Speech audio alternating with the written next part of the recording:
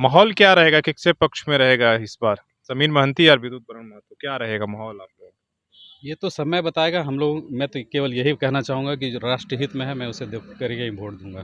किस मेडिकल की मुद्दा पर लोग वोट देंगे? ये बातें तो सब समस्या तो लोग बताते हैं कि भैया मेडिकल नहीं है, रोजगार नहीं है, लेकिन वोट के समय वो तो डिसाइड नहीं करते हैं हाँ, ना कि ये तो वोट लोग क्या करेगा। ये तो लोग बोलते हैं, मगर वो बोलने के लेकिन जब तक दौरान आप में समस्याओं आश्वासन पर भी दिया जाता है, मगर वो आश्वासन को पूरा मतलब समय बीतने के बाद वो उस चीज़ को पूरा नहीं कर पाते हैं। क्या जो भी चुनाव होते हैं, सांसद हो या विधायक, क्या उनकी टेंशन रहती है कि भाई ये समस्या है और इस क्षेत्र के लिए हमें ये कुछ करना है? जो दर्द आप बता रहे हैं, क्या इतने सालों में वो दर्द समझने के लिए हमारे जनप्रतिनिधि तैयार हैं और सोचते हैं क्या? कि हमारे स्थानीय क्षेत्र में जो सबसे बड़ी और मूलभूत सुविधा का अभाव है वो है मेडिकल। मेडिकल के चलते लोग समय से पूर्व देहांत हो जा रहा है उनका। कंपनी बंद होने के कारण से बहुत सारा समस्या है, दिक्कतें हैं। हम सब यहाँ के जो आदमी हैं, जो लोकल लोग जो रह रहे हैं यहाँ पे, रोजी रोजगार के लिए जमशेदपुर जा रहे हैं। तो कभी आप लोग पूछते हैं कि भैया आपने जो ठीक है आप सांसद बने, विधायक बने, अब राखा माइंस के लिए क्या करेंगे, हमारे इलाके के लिए क्या करें? आपके कोई घोषणा पत्र में ऐसा कुछ शामिल है क्या? यूसीएल कंपनी की भी स्थिति काफ़ी गंभीर है। यहाँ पर जो यूसीएल का अस्पताल है वो अस्पताल भी कोई तरीके का इलाज लोगों को दे नहीं पाता है। लोगों की अचानक से अगर स्थिति गंभीर होती है, तबीयत खराब होती है, तो वो जमशेदपुर पहुँचने के क्रम में काफ़ी लोग डेथ करते हैं। दुख से कह रहा हूँ, मैं खुद भी इस मामले में अपने परिवार को लेकर के, मेरे अपने फादर को लेकर के इसका शिकार हुआ हूँ।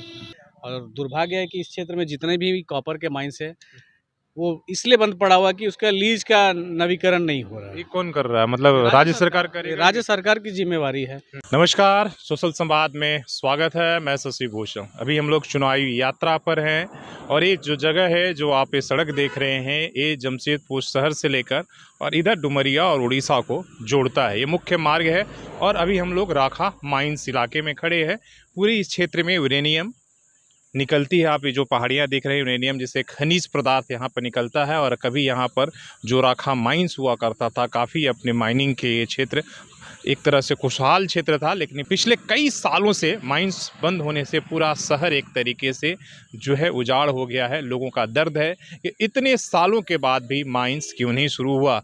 कई बार घोषणाएं हुई, 2019 में ही घोषणा हुआ था कि माइंस फिर से शुरू हो रहा है, लेकिन नहीं हुआ। तो यहाँ के लोगों का सबसे बड़ी तकलीफ माइंस को लेकर है, इसलिए कि जो रोजगार करने वाले लोग हैं, जो रोजी रोटी सबका माइंस पर ही डिपेंड था। अभी यहाँ पर सीआरपीएफ कैंप का निर्माण हुआ है। आप देखेंगे इधर, यहाँ से कुछ दूर पर सीआरपीएफ कैंप बना है और कुछ ही दूरी पर सरकार ने इंडस्ट्रियल शहर, मतलब इंडस्ट्री का स्थापना के लिए रुवाम में बहुत सारे ज़मीनों का अधिग्रहण किया था, लेकिन आज तक 10 साल का समय बीत गया, लेकिन एक भी इंडस्ट्री नहीं लगा। कुछ लोग हैं, लोगों से समझेंगे, मूड को तलाशेंगे, क्या लोग कहते हैं, इस तमाम चीज़ें हम बात करें। हमने कहा कि इस क्षेत्र की सबसे बड़ी जो समस्या है, माइंस बंद हो जाने के बाद जो इस शहर का रौनक था, वो कहीं ना कहीं पिछले कई सालों से एक तरीके से कम हो गया है। अब यहाँ के लोगों से समझने की कोशिश करेंगे कि क्या यहाँ के इस चुनाव में मूड क्या रहेगा और समस्या क्या है। क्या नाम है भाई? मंतोष। मंतोष, राखा माइंस जो इलाका है, सबसे बड़ी समस्या क्या है और आप लोग इस चुनाव को लेकर क्या सोचते हैं? देखिए, अभी तो यहाँ पे रोजगार जो था वो ऐसा कम हो नहीं, गया है। कम है। हम लोग कंपनी बंद होने के हैं कारण कि से आप- कंपनी बंद होने के कारण से बहुत सारा समस्या है, दिक्कतें हैं। हम सब यहाँ के जो आदमी हैं, जो लोकल लोग जो रह रहे हैं यहाँ पे, रोजी रोजगार के लिए जमशेदपुर जा रहे हैं। यहाँ से कितना दूर है जमशेदपुर? 30-35 किलोमीटर होगा। कैमरे के आगे बताइए। 30-35 किलोमीटर। तो रोज यहाँ से जाना पड़ता जी, है। रोज जाना पड़ रहा है, आना पड़ रहा है। तो रोजगार मतलब वहाँ भी तो ठेका टाइप का ही मिलता जी होगा, जी जी, ठेकेदारी का। बस वही ठेकेदारी वाला काम करना पड़ रहा है सब लोगों को। 2019 में माइंस खुलने की बात थी, तो क्या कुछ हुआ उस पर? और सांसद और हमारे जो भी विधायक है क्षेत्र, उनका किस तरीके का रहा? तो क्या उन लोगों ने रखा माइंस के लिए, इसलिए कि विधायक आपके जेएमएम से हैं, सांसद आपके यहाँ हम से? लोग का ये हेमंत सोनवाई जो क्या नेता आए थे यहाँ पर, वो बोल के गए थे 2020 में। रघुवर दास जी आए थे 2020 में, बोले थे कंपनी खुलेगा। 2020 से अभी 2024 हो गया, कोई उपाय नहीं हुआ। तो हम लोग क्या करेंगे? अभी हम लोग बिजनेस कर रहे हैं, कभी कभी होता है, कभी नहीं होता है। क्या करते हैं आप? हम गोलगप्पा बेचते हैं। पहले मतलब पहले काम करते थे टाटा में, तो वहाँ भी पोसाई नहीं हुआ है। यहाँ दिल्ली के 100 रुपये का तेल जलता है आना जाना में। एक तो 8 घंटा ड्यूटी करिए, दो बात सुनिए, कभी कभी खराब हो गया, ये हो गया। तो आदमी अब यहाँ नहीं मिले तब कहाँ करेंगे? जादूगढ़ में बोलते हैं तो वहाँ भी नहीं मिलता है कमाई। तो बहुत सारे लोग पलायन भी कर गए होंगे, हाँ जिनको रोजी रोजगार नहीं मिला होगा, दूसरे शहर में भी गए होंगे। हाँ, यहाँ से बहुत आदमी चल गए हैं, तो क्या करेंगे, यहाँ कुछ कमाई है ही नहीं, तो यहाँ रह के क्या करेगा। यहाँ चुनाव को लेकर क्या कोई प्रत्याशी अभी तक प्रचार प्रसार के लिए आया है, आपके मुद्दे समझने के लिए आया, कोई आया क्या? कोई नहीं है अभी तक। एक कैंप बनाया उसी में थोड़ा चल रहा है, ना तो अभी कैंप नहीं रहता तो अभी आदमी भूखे मर जाते हैं। मतलब ये जो सीआरपीएफ कैंप बना है, सीआरपीएफ बना है, सीटीसी बना है, हम्म। तो यहाँ थोड़ा चलता है। उससे मतलब पहले शाम में थोड़ा बहुत बाजार हाँ, चलता है। हाँ उसके बाद तो नहीं। कितने साल से कंपनी बंद है यहाँ पर? वो 2001 में बंद हुआ था। मतलब 24 साल। 24 24 साल हो गया। तो 24 साल से राखा माइंस मतलब इंतजार में है कि पहले के लोग तो जानते होंगे यहाँ पर क्या माहौल होता होगा। यहाँ हमारे साथ कुछ और लोग 24 साल पहले जब कंपनी चलती थी तो क्या माहौल था और आज क्या आप देख रहे हैं? 24 साल पूर्व जो इस क्षेत्र की रौनक थी, वर्तमान में वो रौनक अब नहीं रह गई है। मैं सबसे पहले तो आपको ये बता देना चाह रहा हूँ कि हमारे स्थानीय क्षेत्र में जो सबसे बड़ी और मूलभूत सुविधा का अभाव है वो है मेडिकल। मेडिकल के चलते लोग समय से पूर्व देहांत हो जा रहा है उनका। यहाँ पर पहले क्या था कि एचसीएल जब चल रही थी तो मेडिकल की सुविधा लोगों को प्राप्त थी। एचसीएल के बंद हुए 20 वर्ष हो चुके हैं। क्या चीज़ का माइनिंग था यहाँ पर? क्या चीज़? हिंदुस्तान कॉपर लिमिटेड की। और काफ़ी दुख की बात है कि हमारे जस्ट 3 किलोमीटर के डिस्टेंस में यूसीआईएल कंपनी है, लेकिन यूसीआईएल कंपनी की अगर आप तेज बोलिए। हाँ, यूसीएल कंपनी की भी स्थिति काफ़ी गंभीर है। यहाँ पर जो यूसीएल का अस्पताल है वो अस्पताल भी कोई तरीके का इलाज लोगों को दे नहीं पाता है। लोगों की अचानक से अगर स्थिति गंभीर होती है, तबीयत खराब होती है, तो वो जमशेदपुर पहुँचने के क्रम में काफ़ी लोग डेथ करते हैं।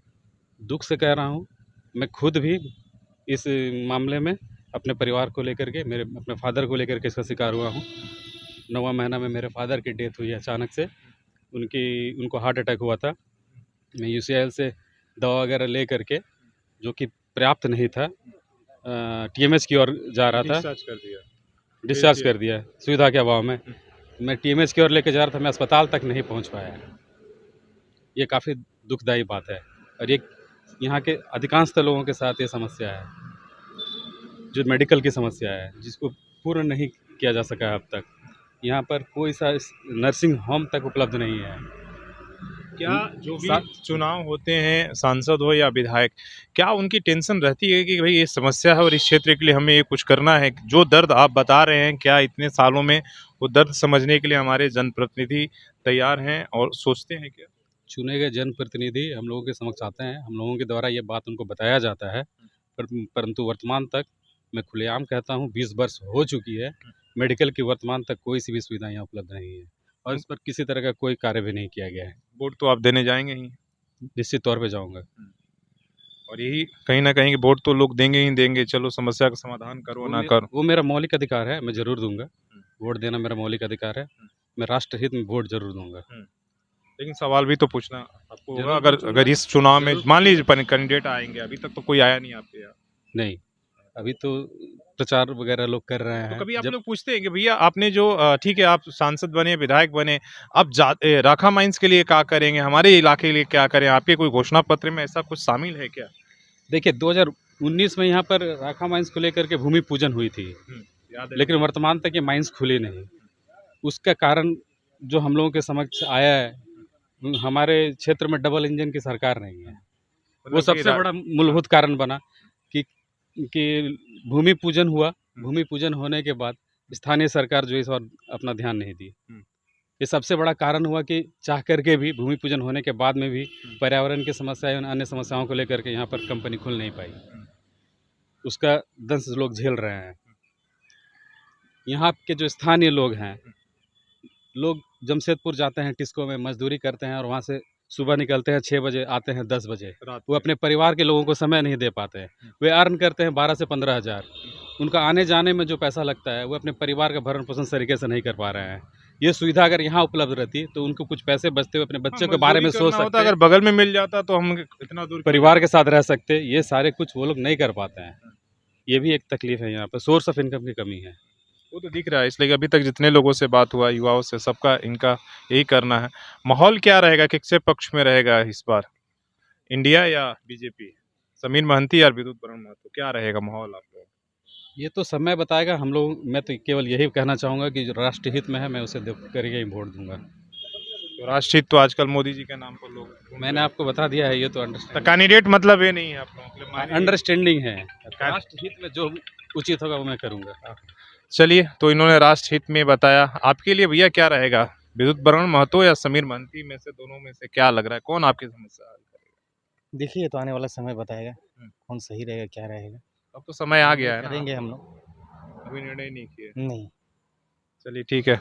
आ, आप बताइए कि क्या समस्या यहाँ का रहा है और किस इस चुनाव में क्या माहौल, इधर थोड़ा दे हो जाइए। हाँ।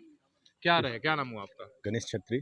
यहीं पर रहते हैं? नहीं, मैं विशाल जादव में रहता हूँ। ईश्वर जादूगोड़ा में रहते हैं। हाँ, मतलब एक दूसरे से जुड़ा हुआ। दूसरे से जुड़े हुए हैं। समस्या भी एक ही जैसा हाँ, है। जो बताया उन्होंने, जो चीज़ बताए वो सारी चीज़ सच सही है। हाँ। यहाँ पर मेडिकल की सुविधा नहीं है, अच्छे स्कूल की व्यवस्था नहीं है, जो भी चुनावी प्रक्रिया में जो भी प्रचार के लिए आते हैं वो इतना आश्वासन दे के जाते हैं, उस आश्वासन को फुलफिल नहीं करते हैं।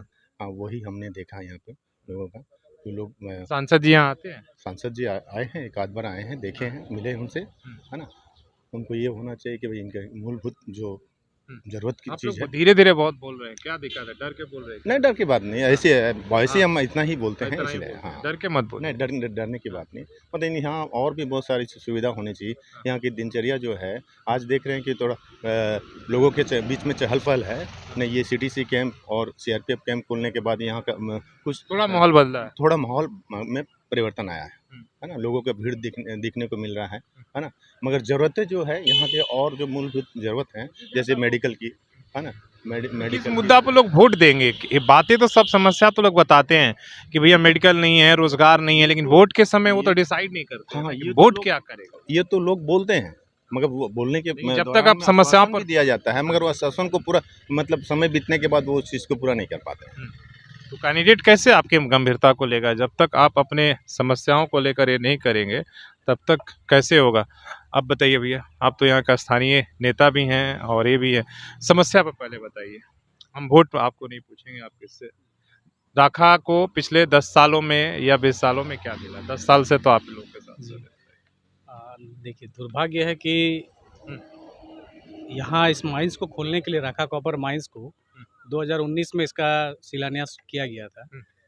उसके बाद फिर सरकार बदल गई झारखंड में, नई सरकार बन गई और उन लोगों ने आज तक लीज नवीनीकरण नहीं किया इस क्षेत्र का। जब लीज नहीं मिलेगा तो माइंस खुलेगा कैसे? और दुर्भाग्य है कि इस क्षेत्र में जितने भी कॉपर के माइंस है वो इसलिए बंद पड़ा हुआ कि उसका लीज का नवीकरण नहीं हो रहा ये है। कौन कर रहा है? मतलब राज्य सरकार ये करेगा? राज्य सरकार की जिम्मेवारी है। जब तक इससे पहले रघुवर जी मुख्यमंत्री थे तो 15-20 दिन में लीज का नवीकरण हो जाता था। सरकार बदल गई, रघुवर जी आए, चले गए, उसके बाद तो इन लोगों ने कभी ध्यान ही नहीं दिया इस क्षेत्र में।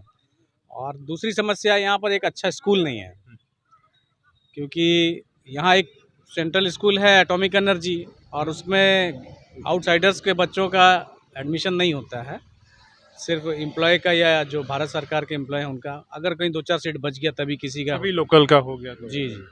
तो एक बहुत अच्छा स्कूल का यहाँ बहुत कमी है। मेडिकल सुविधाएं नहीं है यहाँ पर अच्छा, सबको जमशेदपुर जाना अभी पड़ता है। कॉलोनियों का क्या हाल है आप लोगों का? 30 सालों में कॉलोनी- बंद है तो मतलब बहुत बहुत बहुत बुरा हालत है।